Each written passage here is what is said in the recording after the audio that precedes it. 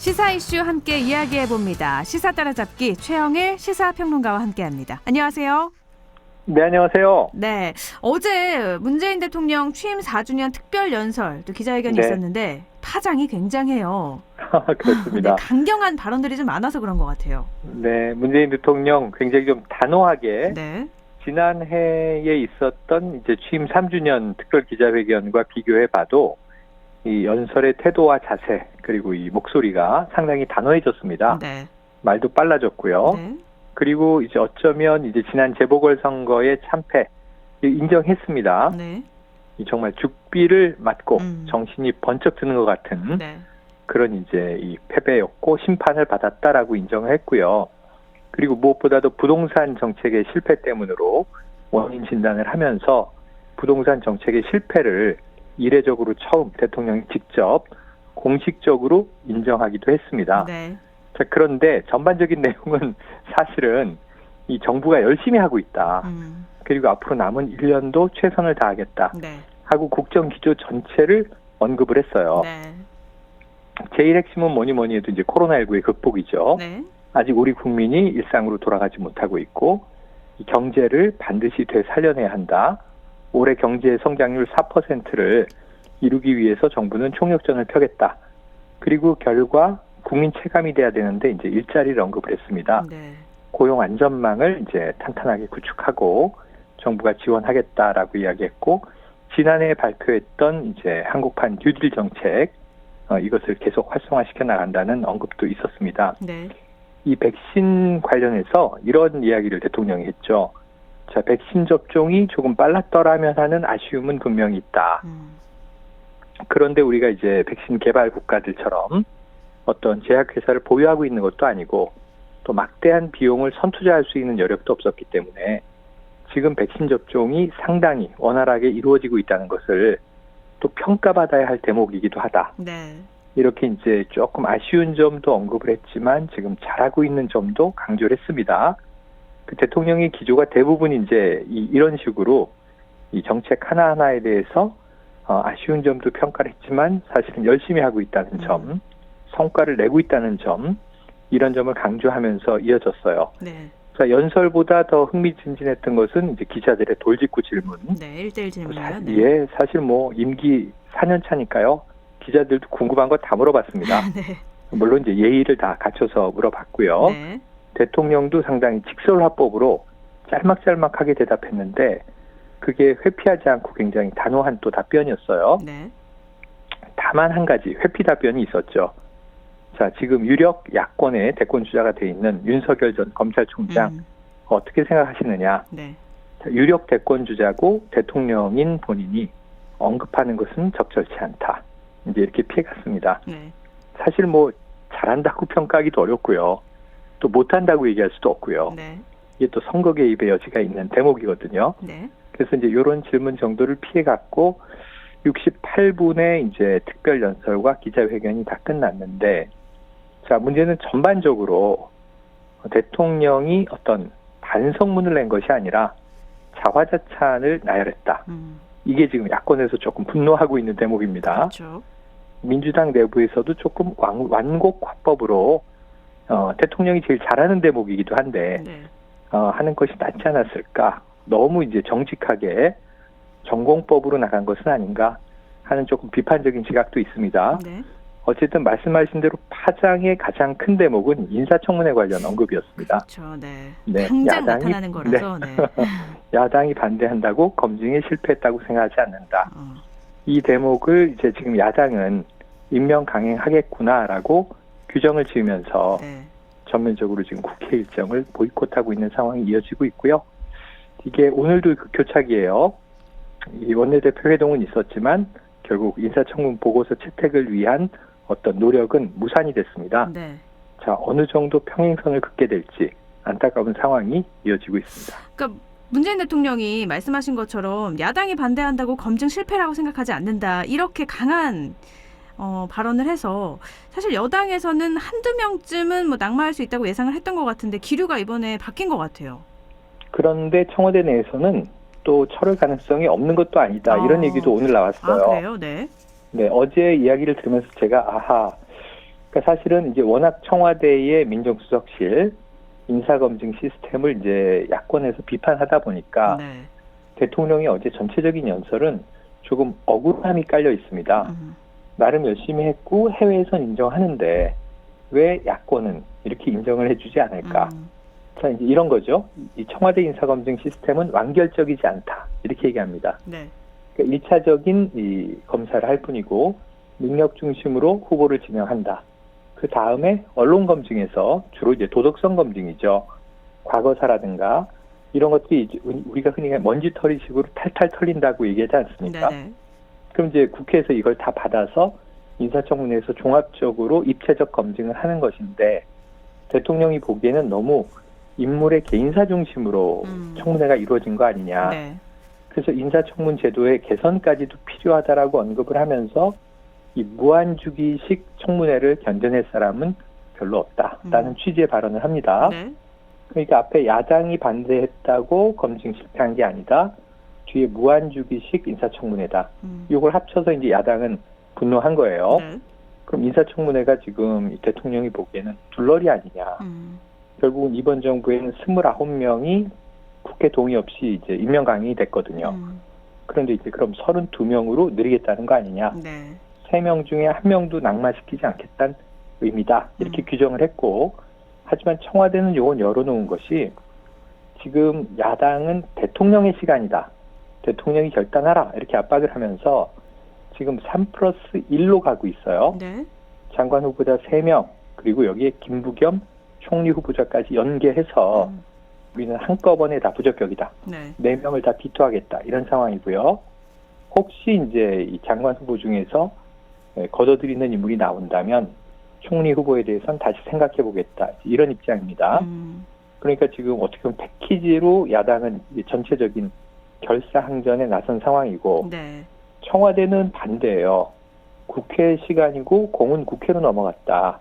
국회 논의를 지켜본 뒤 종합적으로 판단할 것이다. 네. 이게 어제 대통령의 언급이었는데 그래서 오늘 또 청문 보고서 재성부 요청하기도 했고요. 재송부 요청을 했고 네. 14일까지 기한인데요. 네.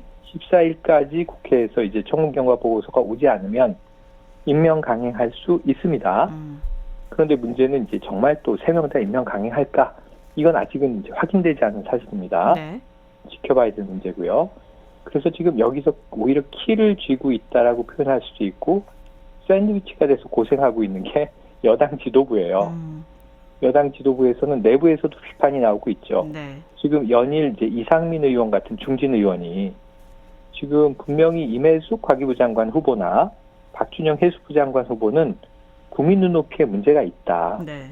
하나든 둘이든 걷어들이는 게 마땅하다. 근데 이걸 왜 우리가 고집을 부려서 이 국민 여론도 나쁘게 만들고 야당과의 협치도 깨야 하느냐. 내부적으로 지명 철회를 대통령께 건의하라. 네. 이런 이제 민주당 내 중진의 목소리도 있습니다. 네. 지금 송영길 대표도 고민이 있겠죠. 이미 2가지를 다 지난 일요일 저녁에 당정청 긴급회의를 하면서 전달한 것으로 전해는 들어요.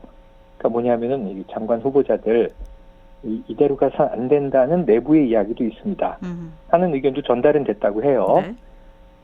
다만 그 다음날 이제 대통령의 연설은 이제 강경일변도였고 일단 후퇴할 모습은 보이지 않고 있기 때문에 지금 이제 여당 입장에서도 좀 곤혹스러운 대목이 있는 거죠. 자, 결국은 청와대가 먼저 결재 해지를 할 것이냐. 야당이 풀 가능성은 없어 보입니다. 야당은 지금 이 좀 꽃놀이 패다 이런 얘기도 있어요. 네. 그러니까 청와대가 강행하면 강행해서 적어봐라. 반성을 못하지 않았느냐. 성찰하지 않고 계속 독선이다.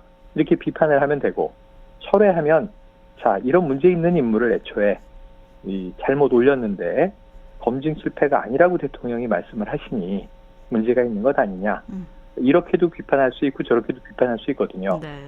그러니까 사실 야당은 지금 분노한 듯 보이지만 속으로는 신나나요? 나쁘지 네. 않다. 네. 정무적인 상황에서는 이렇게 판단을 하고 있는 것 같습니다. 참 여야가 지금 여당은 샌드위치라고 샌드위치에 껴있다고 말씀을 하셨는데 네네. 뭐 결국엔 인사청문회 보고서가 청문 보고서가 채택이 불발이 되고 여야 입장 차이 좁히지 못해서 전국은 급격하게 얼어붙고 있단 말이죠. 네, 지금 문제가 장관 3명이 임명 강행되는 건 오히려 별 문제가 아닙니다. 네. 그런데 국무총리는 여야가 함께 임명 동의안을 본회의에 상정해서 네. 반드시 표결 처리를 하게 돼 있거든요. 네네. 물론 지금 여기에 청문특위 간사가 위원장이 야당이에요. 서병수 의원이에요. 네. 그러다 보니까 서병수 의원이 처음에는 좀 스무스하게 김부겸 후보를 잘 좀 이제 여야가 합의하는 모습으로 정리할 기류로 가다가 어제 대통령 특별 이제 회견 이후에 완전히 기류가 바뀌었다는 이야기가 지금 기자들 취재로 관측이 되고 있거든요. 네. 그럼 어떻게 되냐 하면은 위원장이 상정하지 않아 버리거나 야당이 보이콧을 해버리면 또 여당 단독으로 국무총리 후보자의 임명 동의안을 상정할 수밖에 없습니다. 네. 아예 못하는 건 아니에요. 과거에도 하긴 했지만 또 이제 편법이다. 결국 야당의 이야기 듣지 않고 반쪽짜리 총리가 탄생했다. 이렇게 돼버릴 거예요. 네. 그럼 여론전에서도 또 정부 여당은 좀 불리함이 있는 거죠. 또 김부겸 총리도 취임 초기부터 상당히 조금 상처를 받고 시작할 수가 있고요. 그래서 이런 부분에서 좀 무난하게 갔으면 좋겠는데 야당은 이미 뿔이 났고 네. 그다음에 여당이 이제 좀 어르기에도 뭔가를 내줘야 하는 상황이고 자 그러면 이제 이 총리 후보의 임명 동의안 표결 어떻게 처리할 것이냐. 수적으로 보면은 여당 단독 처리가 가능한데 그렇게 했을 때는 이제 모양새가 좋지 않다는 문제가 계속 발목을 잡고 있어서 지금 총리 임명 동의안을 상정하기 위한 회의 소집은 여당이 해놓고 있어요. 네. 하지만 이제 장관들의 임명 강행을 위한 또 이 별도의 여야 회의는 잡혀 있지 않아요. 네. 지금 이런 상황에서 국회가 어떻게 될지 조금 제가 보기에는 이번 주가 아슬아슬한 상황을 넘어가고 있는 것 같습니다. 야당에서는 뭔가 액션을 안 취해도 되는 상황이고 여당에서는 액션을 취하기가 힘든 상황이고 청와대에서 맞습니다. 어떻게 나올지. 보였죠? 네. 자, 알겠습니다. 근데 민주당에서는요, 이 차기 대권 구도에서 경선 연기론이 나오고 있잖아요. 네. 네. 어떻게 가능성이 있습니까? 지금 전재수 의원이 이제 오늘 사과를 내놨네요. 네. 경선 연기론을 공개 주장을 했는데, 자, 좀 무리를 일으킨 점, 이 심려를 끼친 점 죄송하게 생각한다. 그럼 이게 경선 연기론 철회냐? 그것 아닙니다. 그러니까 무리를 좀 일으킨 건 미안한데, 네. 내 말의 내용이 틀리진 않았다. 이렇게 강조를 한 거예요. 그러니까 분란을 일으킨 건 죄송하지만 내용은 해야 할 말 한 거다 이런 거네요. 네네. 네. 할 만해서 한 거다. 네네. 근데 일리는 있어요. 왜냐하면 지난 서울 부산시장 재보선의 모습을 그대로 대선으로 옮겨놓으면 돼요. 네. 자, 우리 민주당은 9월에 본선 주자를 딱 세워놓고 이 사람이 대권 후보요 하고 정하게 되는 거죠. 네. 근데 문제는 지금 국민의힘은 11월에 정하게 돼 있습니다. 그렇죠. 그럼 11월에 뭐 내부의 여러 이제 잠룡들이 시끌벅적해서 한 명의 본선 주자가 나오면 그게 끝나는 게 아니라 서울시장 재보선 흥행 때처럼 또 국민의힘 안철수 대표와 어떻게 할 거냐 숙제가 남아있고 네. 그걸 해결하면 그 다음에 윤석열 전 총장과는 어떻게 결합할 거냐 이 숙제가 남아있고 네.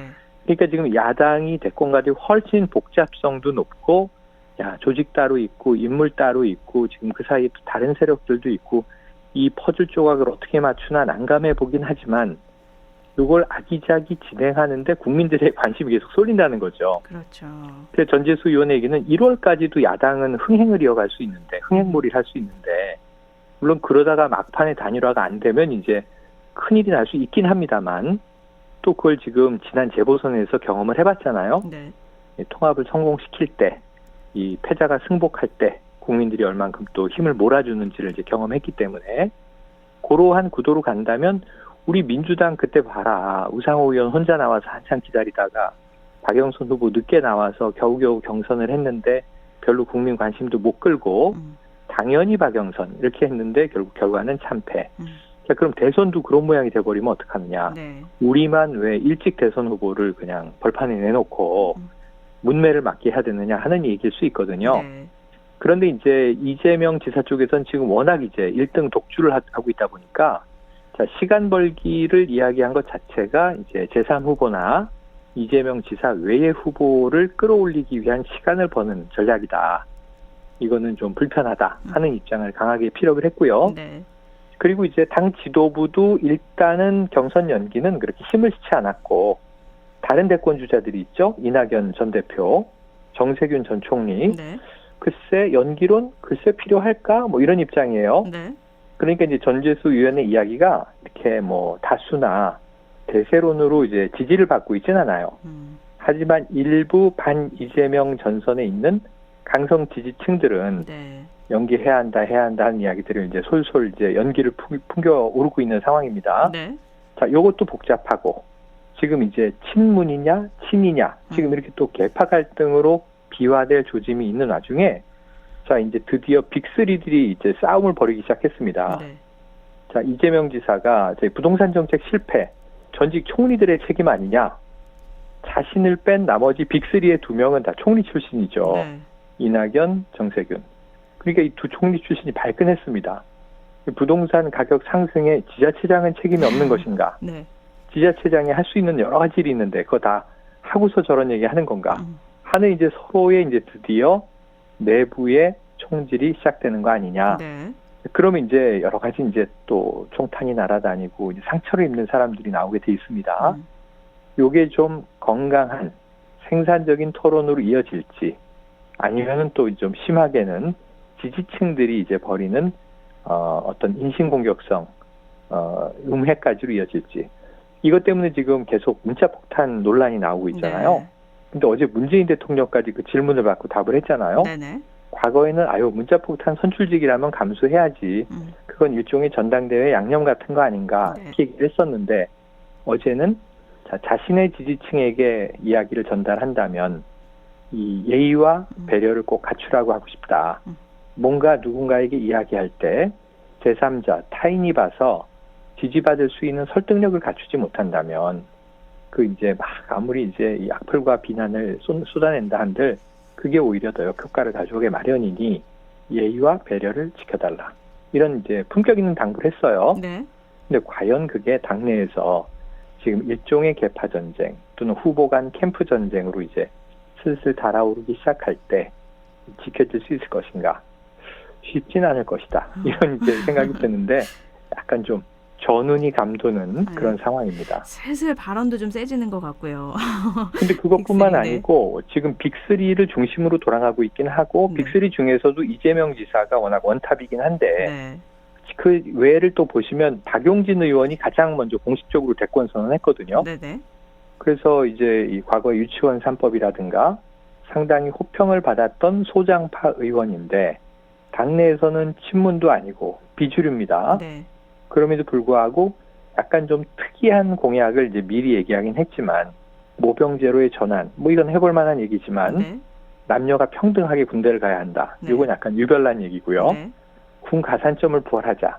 이건 약간 보수층에 소구하는 건데 최근에 2030 남성들이 민주당 문재인 대통령 지지에서 떨어져 나가고 있다. 자, 이런 걸 소구한 것일 수는 있지만 굉장히 논쟁적인 이슈들을 들고 나왔거든요. 네. 그러면서 어쨌든 대권 도전을 선언하면서 이제는 이제 과거의 이념적인 좌우 논리에서 벗어나서 박용진 의원도 이제 중도 노선을 선언했습니다. 네. 어떤 반향이 있을지를 좀 지켜봐야 되고요. 이 외에도 민주당 안에서도 제3 후보들이 일부 더 대권 도전을 선언할 것으로 보여져서 예를 들면 이제 양승조 전 시장이라든가 네. 혹은 이광재 의원 같은 분들이 준비하고 있다는 소문이 들려옵니다. 그러면 적어도 빅3 플러스 나머지 뭐 적어도 한 5파전 이상은 네. 벌어질 것 같은데 어떤 또 이제 다이나믹이 생겨나는지도 조금 지켜봐야 될 것 같습니다. 이제 슬슬 다이나믹한 일들이 벌어질 것 같네요. 그렇습니다. 네. 근데 국민의힘 이야기를 해보면 홍준표 의원 복당에 대해서 당내 갈등이 커지고 있어요. 먼저 이 얘기부터 네. 좀 해보죠. 오늘 홍준표 의원이 기자회견을 했습니다. 네. 아니 도대체 이 이명박 전 대통령, 박근혜 전 대통령을 다 감옥에 집어넣은 윤석열 전 총장 같은 이에게도 입당하라고 러브콜을 하는 상황에서 네. 또 당도 다른 안철수 대표한테 그렇게 구애를 하면서 왜 이 보수의 핵심 인물인 나 같은 사람을 빨리 당으로 복귀시키지 않는 거냐. 네. 답답하다 이런 얘기를 한 겁니다. 네. 지금 당내 대권 주자 10명 중에 1명 딱 빼고는 모두 다 나를 복당시키라는 의견에 찬성하고 있다. 대권 주자가 아니라 당권 주자입니다. 네. 이 자신을 반대하는 한 명은 누구냐면 김웅초 전 의원이에요. 네. 최근에 워낙 설전을 SNS에서 네. 거칠게 서로 들이받아가지고요. 이건 뭐 신구 격돌을 보고 있는 모습인데 네. 그래서 오늘 기자회견을 했는데 당내는 고민이 많죠. 왜냐하면은 이제 전통적 보수층의 지지가 홍준표 무소속 의원에게 적진 않아요. 그리고 또 대선 주자로는 의미 있는 지지율은 아니지만 미미하게 대권에 나왔었고 워낙 중진 정치인이기 때문에 주목도도 있고 지명도도 높아요. 네. 그런데 워낙 좀 이제 구시대 인물이다. 이렇게 지금 판단하고 있는 거고, 김종인 전 비대위원장 체제 비대위원들은 뭐 거의 모두 다 반대하고 있는 상황입니다. 네. 초선 의원들도 입장이 분분. 근데 또 중진 의원들은 워낙 또 친소 관계가 있지 않습니까? 네. 그러니까 대놓고 반대하기는 또 어려운 상황. 자, 요런 좀 아주 묘한 상황에서 무난히 복당이 될 것인지, 아니면 무언가 또 장애 요인에 부딪혀서 네. 튕겨나가고 자초될 것인지, 그러면 또 이제 홍준표 의원의 거친 입이 가만히 있지 않을 거거든요. 그래서 이제 이러한 부분에 있어서는 홍준표 의원이 어떤 역할을 하게 될 것인가, 당내로 들어올 것인가, 못 들어올 것인가. 일단은 뭐 워낙 이 김웅 의원과의 지금 설전이 화제가 되고 있어서 네. 이것도 좀 보기 좋지 않은 모습으로 선배의 모습으로는 네. 아니 그 버르장머리는 뭐야? 대놓고 얘기하면 그런 식으로 이제 막판에는 거의 이제 감정을 터뜨렸는데, 김웅 의원이 선배님한테 배웠습니다 이렇게 얘기하면 얼마나 약이 오를 것인가. 네. 지금 이런 상황이 계속 이어질 것 같거든요. 네. 이게 좀 품격 있는 신구의 생산적인 토론으로 가면 좋은데 감정 싸움으로 흐르는 양상이라 좀 아쉬움은 있는데요. 어쨌든 뭐 재미있긴 하지만 좀 아슬아슬한 장면이기도 합니다. 재미는 지켜보는 사람들만 재미가 있어서. 네. 근데 뭐 결과물이 나와야죠. 제일 중요한 건 정치에서는. 맞습니다. 근데 6월에 또 국민의힘은 전당대회도 있잖아요. 네. 지금 이게 뭐 민주당은 이미 이제 당권까지 다 세워졌죠. 송영길 시민대표 체제로 가고 있는데 지금 이 국민의힘은 갈 길이 멀어요. 새로운 이제 당권 주자를 세운다 하더라도 말씀하신 대로 그 이후로 밀어놓은 국민의힘과의 합당, 결합, 그다음에 윤석열 전 총장 어떤 관계로 이제 결합할 것인가. 이게 지금 워낙 오리무중이에요. 그래서 새 당대표가 누구냐도 중요하고 어떻게 대선 레이스를 풀어갈 건지도 중요한데, 어쨌든 뭐 지도부가 세워져야 되니까 지금 일단 선언한 인물만 해도 많습니다. 조혜진 의원 있고요. 그리고 이제 홍문표 의원 있고, 그리고 이제 또 윤영석 의원이 있습니다. 여기에 이제 지금 주호영 전 원내대표 당권 도전 강하게 시사했고, 그 다음에 여기에 나경원 전 의원이 나올 것이다. 지금 요거는 제가 보기엔 거의 나올 가능성이 확실해 보입니다. 네, 지금 여론조사 지지율이 좋거든요. 물론 그럼 당심이 중요한데 이건 당권 도전이니까 당내 분위기도 나경원 전 의원에게 나쁘지가 않습니다. 다만 이 주호영 전 원내대표와 지지층을 좀 나눠 가져야 되는데 딱 차별화되는 게 있죠.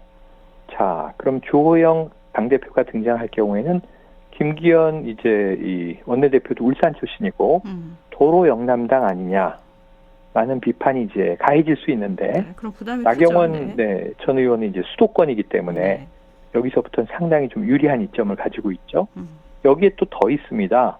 지금 김웅 초선 의원도 당권 도전했죠. 이준석 전 최고위원도 도전했는데 여론조사가 잘 나오고 있어요. 여기 조경태 의원도 지금 이제 도전할 가능성이 크고, 이 정도 되면 이제 아까 이 홍준표 의원 말 맞다나 한 10파전 정도가 벌어지거든요. 물론 경선 과정에서 좀 이제 정리가 되겠습니다만, 그럼에도 불구하고 워낙 10인 10색의 당권 도전이 이루어졌을 때 결과가 어떻게 나올지는 정말 뭐 뚜껑을 열어보기 전에는 알 수 없는 상황이 되겠습니다. 윤석열 전 총장 얘기가 나와서 너무 조용해요. 네. 원래 김종인 전 위원장 같은 경우에는 5월 중순에 정치 메시지를 낼 거다 이렇게 관측했는데 5월 중순에 접어들었죠. 아직은 조용합니다. 아마 뭐 김종인 전 비대위원장의 말을 윤 전 총장이 뭐 고분고분 따를 것 같지는 않고요. 자, 5월 말이나 6월 초 정도에는 정치 선언을 해야 그래도 대권 주자로 이제는 세력몰이를 할 수 있는 시간이 있지 않느냐. 그런데 국민의힘은 들어오라는 입장이고 자금도 있고 우린 조직도 있고 다 밀어줄 수 있는데 우리 조직에 들어와야지 그 광해에서 혼자 그 힘든 정치를 어떻게 하겠느냐. 근데 이 측근으로부터 신당 창당을 할 것이다라는 얘기가 나와서 크게 보도가 됐는데, 또 이제 윤석열 전 총장 측은 사실 무근이다 이렇게 얘기를 했어요. 그래서 신당 창당인지 아닌지도 아직 가닥이 안 잡히고, 예견되기로는 신당까지는 아니어도 독자적인 정치 세력화를 해서 추구해 나가다가 결국은 이제 국민의힘이나 야권 통합으로 방향을 트지 않겠는가 하는 전망들이 우세한데 네. 그러기 위해서는 뭔가 이제 시작을 해야 되거든요. 네. 그리고 본인의 정치 노선, 정치적 색깔, 정치적 메시지가 뭔지도 또 표명을 해야 되거든요. 일단 윤석열 정치는 지금 어디에 맞냐 하면 서점에 많습니다. 네. 네, 윤석열의 진심, 네. 구수한 윤석열, 윤석열 지인들이 쓴 책들이 베스트셀러에 올라 있는데요. 자, 책을 통해서는 독자들이 이런 인물이었구나 하고 뭐 알 수 있는 참고 자료는 되겠습니다만, 자, 지금은 이제 본인의 육성이 필요한 시간인데 대권 수업을 계속 받고 있다. 자, 열공의 기간이 너무 길면 네. 이 시험장에 못 갈 수가 있으니까요. 아마 이제 카운트다운이 슬슬 시작되지 않나 하는 생각이 들고요. 네. 지금 5월 내로 뭔가 메시지가 이게 선제적인 메시지가 나오고 6월에 본격 선언을 한다는 형태가 되든지 티저 광고라도 해야 되는 상황이거든요. 네. 네. 그러니까 아마 다음 주 정도에는 뭔가 어. 조금씩 연기를 피워올리지 않겠는가 한번 기대해봐도 좋을 것 네. 같습니다. 다음 주 예상하셨으니까요. 다음 주에 어떤 게 들릴지 한번 잘 봐야겠네요. 좋습니다. 네, 알겠습니다. 오늘 말씀 여기까지 듣죠. 고맙습니다. 네, 고맙습니다. 네, 최영일 시사평론가와 함께했습니다.